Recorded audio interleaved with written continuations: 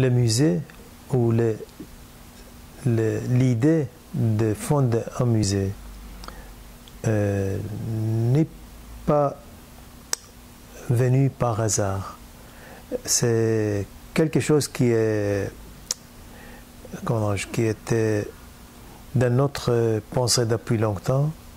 J'ai dit notre pensée, moi avec ma collègue, et on a pensé depuis des années à créer une institution par laquelle on peut découvrir, ou par l'intermédiaire de laquelle on peut découvrir pas seulement la culture arabe, mais l'histoire de la culture arabe. C'est-à-dire, depuis le début de l'apparition du mot arabe dans l'histoire. Et on essaye de suivre à travers des objets, des différents tableaux, scènes, récits historiques, cartes géographiques, cette histoire fabuleuse. Pourquoi l'histoire de la culture? C'est parce que la culture arabe est bien enracinée dans la culture humaine. Et enracinée, ça veut dire aussi elle est solide et c'est une culture qu'on ne peut pas effacer facilement.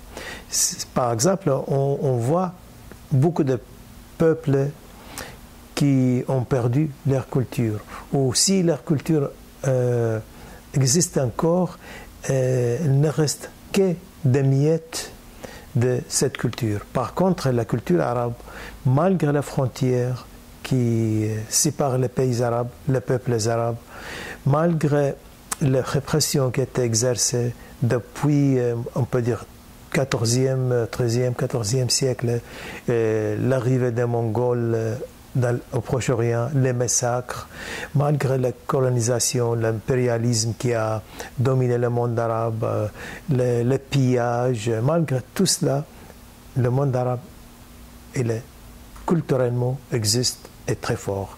Et puis, malgré les différences politiques entre les différents pays arabes et le conflit qui oppose un pays et l'autre, les peuples arabes sont toujours proches. Et souvent, on voit un arabe, qu'il soit de l'Est ou de l'Ouest, sans que l'autre est très proche de lui. Il est son cousin ou son frère ou son ami très proche. Il partage avec lui non seulement les langues, mais aussi cette histoire fabuleuse de la culture, c'est-à-dire de la culture arabe. Et parce que tous les deux, ou tous les Arabes en général, savent qu'ils ont tous, et sans aucune exception, ont participé à la fondation de cette culture et à enrichir cette culture d'une manière ou d'autre. Et quand je dis les Arabes ici, il ne s'agit pas d'une race, parce que le mot arabe ne représente pas une race. Quand on pense que dans le monde arabe, il y a des Africains, des Proche-Orientaux, il y a de toutes les couleurs, de toutes sortes de visages. Donc on voit qu'il ne s'agit pas d'une race, mais un rassemblement autour d'une langue, un rassemblement autour d'une culture que tous apprécient et tous la défendent et tous participent à garder et enrichir. Et voilà, c'est à partir de là on a pensé qu'il faut un musée de l'histoire de la culture arabe. Puis cette idée, l'histoire de la culture arabe, un musée, ça n'existe nulle part. Par exemple, quand on parle de la culture française, belge, allemande, anglaise et d'autres, on ne trouve pas un musée spécifique à la culture française. On ne trouve pas un musée spécifique à la culture belge. Ça n'existe nulle part. Ça n'existe nulle part, donc c'est une idée originale de faire un musée sur la culture arabe, sur l'histoire de la culture arabe, qui retrace cette culture, sa naissance, son enrichissement, sa continuation, et on le voit maintenant dans beaucoup de pays différents l'un de l'autre.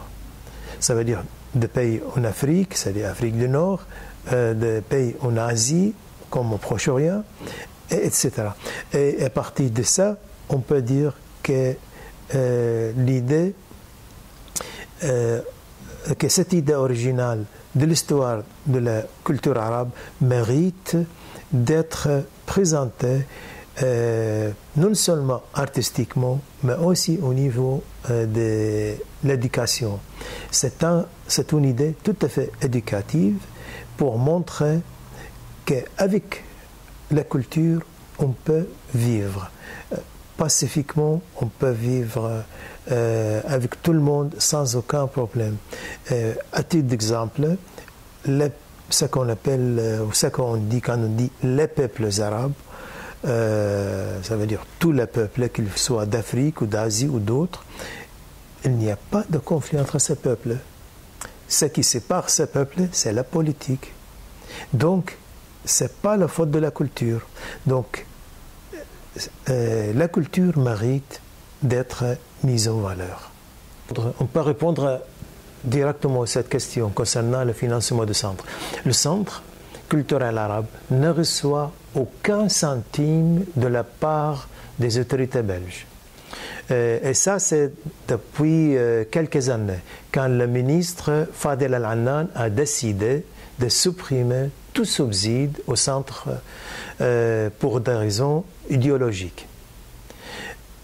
Et cette situation était aggravée quand l'administration de la Communauté française a essayé de s'emparer de ce centre. Donc ils ont fait absolument tout pour démolir ce centre. Ils ont fait tout pour récupérer ce centre. Mais ils n'ont pas réussi grâce à un conseil d'administration qui est totalement indépendant, des gens qui ont lutté pendant toute leur vie pour la démocratie, pour la paix, pour l'intégration, et ce qui ne va pas pour certains politiciens belges. Ça ne convient pas pour ces politiciens qui veulent s'emparer de ce centre, et c'est pour cela qu'ils ont arrêté tout subside de ce centre. Donc, nous ne recevons pas d'argent de la part des autorités belges. Le seul soutien actuel que nous avons, vient du ministère de l'Emploi de la région bruxelloise. Et c'est le ministre de l'Emploi donc qui aide le centre par par l'intermédiaire des travailleurs ACS, actrices ACS au centre. Voilà, c'est le seul soutien que nous avons au centre. Pour le reste, le centre se finance par lui-même, ça veut dire c'est un autofinancement par ses activités, ses recettes propres. Nous avons quelques 350 personnes qui suivent différents cours chez nous, principalement des adultes, et c'est la principale source de financement du centre. On espère d'ici aussi quelques semaines ou quelques mois l'ouverture d'un musée qui n'était absolument pas financé ni par les autorités belges ni par les autorités arabes. D'ailleurs, on nous a mis beaucoup de bâtons devant nous pour nous empêcher de créer ce musée. Mais la création du musée continue, donc il sera ouvert bientôt et nous espérons que la recette du musée vont aider à faire survivre le musée, mais aussi le centre. La richesse de la culture arabe réside dans un fait historique, que la culture arabe ne vient pas d'une petite communauté ou d'un petit groupe de population. La culture arabe est composée d'énormément de populations. On peut citer par exemple ceux qui sont venus de la péninsule arabique, qu'on a appelé depuis la période avant l'ère chrétienne des Arabes, mais il y a aussi les Berbères, les Kurdes, les Turkmènes, puis tous ces Africains qui ont participé à la création de cette culture. On peut parler aussi des Égyptiens, des Tunisiens, des Algériens, des Libyens, enfin, toutes ces populations. Et puis on monte jusqu'à la Mauritanie, le Soudan. Vous voyez donc, toutes ces populations ont participé. Donc, toutes ces populations ont une histoire. Ils ont une part dans cette culture qu'on appelle culture arabe. C'est pour cela que cette culture est très, très riche. Et la richesse de cette culture s'exprime à travers non seulement, par exemple, les objets qu'on voit. On voit, par exemple, quand on voit dans des musées au Proche-Orient, ou en Afrique du Nord, ou dans d'autres pays comme le Soudan ou la Mauritanie, enfin, on voit des objets qui sont totalement différents.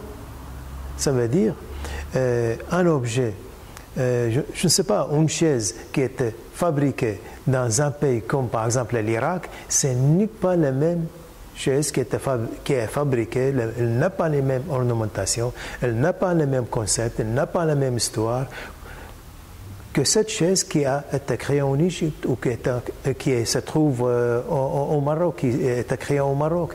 Donc, mais tous ces gens réclament cette appartenance, l'appartenance à la culture arabe.